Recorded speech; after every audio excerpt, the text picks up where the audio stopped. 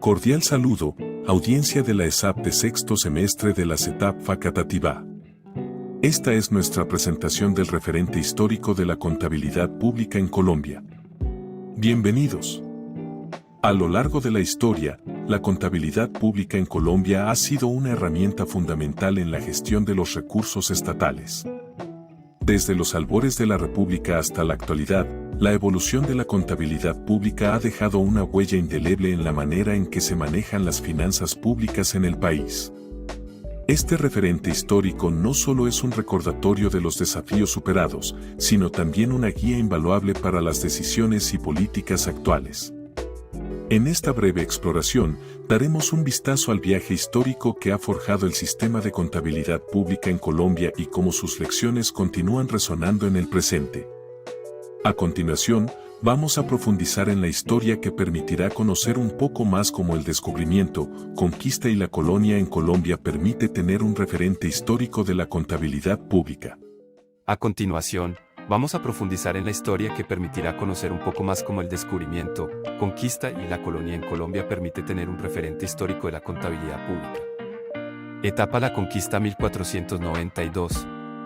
Con la llegada de los españoles a territorio americano son quienes imponen su cultura, costumbres mercantiles y prácticas contables.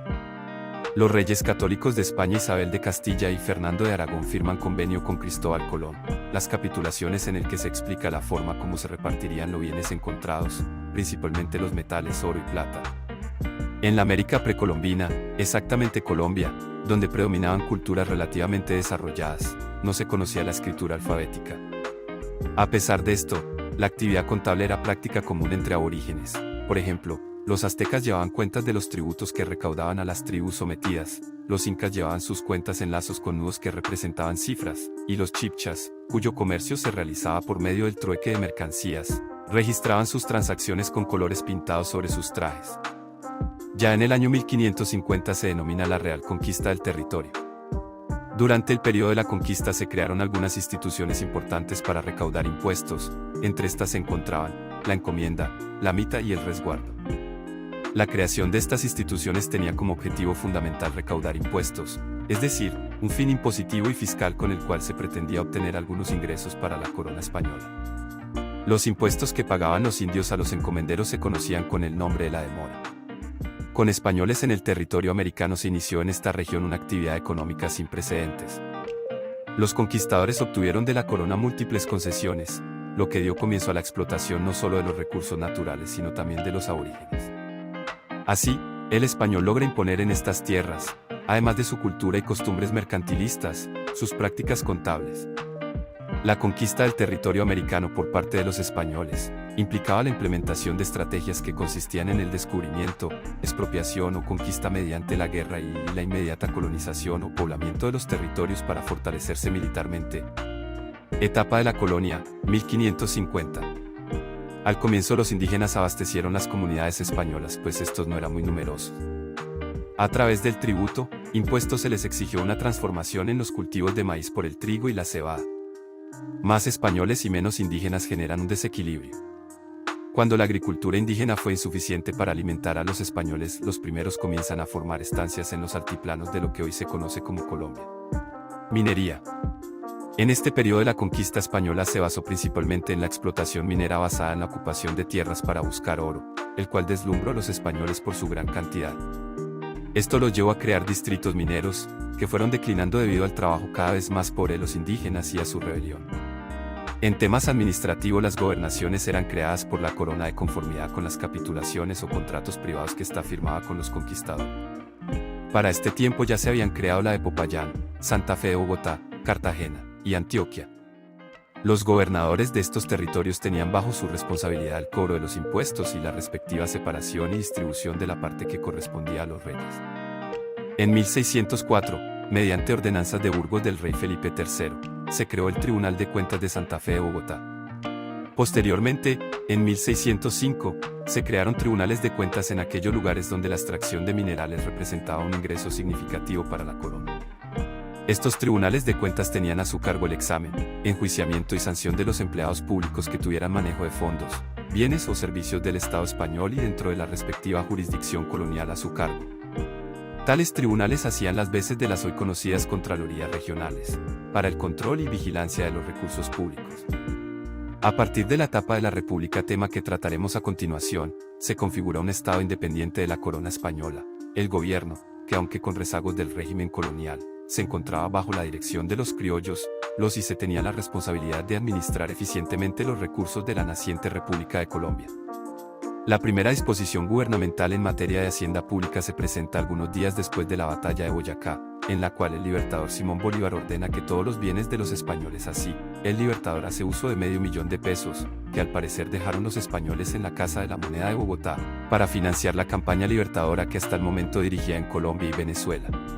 La transición a la República en Colombia marcó un periodo crucial en la historia de la contabilidad pública. Con el cambio de régimen, surgió la necesidad de establecer una estructura financiera eficiente para el nuevo gobierno. Con esto, la contabilidad comenzó a asumir un papel más formal en la administración de los recursos estatales. Durante este periodo, se establecieron organismos gubernamentales destinados a supervisar y regular las finanzas públicas. La creación del Ministerio de Hacienda en 1850, por ejemplo, consolidó una autoridad centralizada en la gestión financiera. Esta centralización permitió un mayor control sobre los ingresos y gastos del gobierno. Utilidad de la información contable en la construcción de estadísticas de las finanzas públicas. La información contable desempeñó un papel esencial en la construcción de estadísticas financieras públicas durante el periodo republicano. Los datos recopilados a través de la contabilidad pública permitieron al gobierno evaluar la salud financiera del país y tomar decisiones basadas en cifras concretas. La necesidad de construir un panorama financiero claro llevó al desarrollo de normativas contables más precisas. Estas normativas estandarizadas permitieron la comparabilidad de datos a lo largo del tiempo, facilitando la construcción de estadísticas confiables. Un ejemplo palpable de la utilidad de la información contable fue la elaboración de presupuestos gubernamentales. La información detallada sobre ingresos y gastos permitió una asignación más eficiente de los recursos disponibles. La información contable también influyó en la toma de decisiones sobre políticas económicas y los datos sobre gastos públicos y recaudación de impuestos proporcionaron una base sólida para evaluar el impacto de las políticas fiscales implementadas. También la construcción de estadísticas financieras precisas y confiables fue crucial para medir el desempeño económico del país. Con esto, la información contable permitió evaluar el crecimiento económico, la inversión pública y otros indicadores clave. La relación entre la información contable y las estadísticas de finanzas públicas se fortaleció con la introducción de sistemas de contabilidad gubernamental más avanzados. Estos sistemas permitieron un registro y análisis más eficiente de los datos financieros. La disponibilidad de información contable confiable fomentó la transparencia en la gestión de los recursos públicos. Los ciudadanos pudieron acceder a información financiera precisa y exigir responsabilidad a sus líderes gubernamentales.